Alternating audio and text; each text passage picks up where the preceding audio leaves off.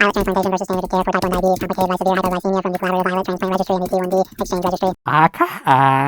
Why does my pancreas only behave when it borrows someone else's cells? So this February 2025 research paper asks a question we've seen roughly 1,000 times at this point, and it's, do islet transplants work? And what's the kidney bill this time? Basically in this study, we're going to see Group A gets new islets, and Group B gets your standard insulin therapy and just plain good old vibes. This study basically grabbed two giant diabetes registries and says, okay, you two, fight! In the left corner, representing the collaborative islet transplant registry, we have people who had seizure level lows and then got brand new islets. Team Transplant. In the right corner, representing the type 1 diabetes exchange, we have people with the same terrifying lows who stayed on insulin therapy and plain good old vibes. Team Standard Care. So then both groups fought for 5 years, and the scientists gathered data to answer two simple questions. Do you still have terrifying lows? And did your kidneys make it out alive? Wow!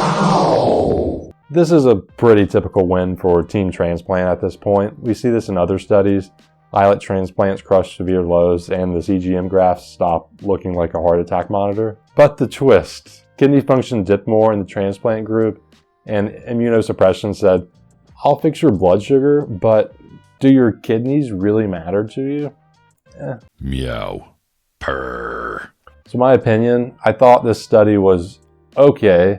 It was reasonably easy to follow, and the data comparison between the two diabetes registries made a lot of sense. However, I do not think it discovered anything new. It just kind of added more analysis to data and conclusions we already know a lot about.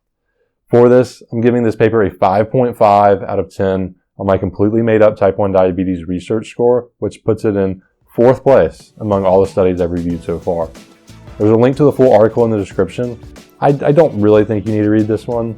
Special thanks to the researchers for keeping it publicly available. If you're interested in type 1 diabetes research, subscribe for more.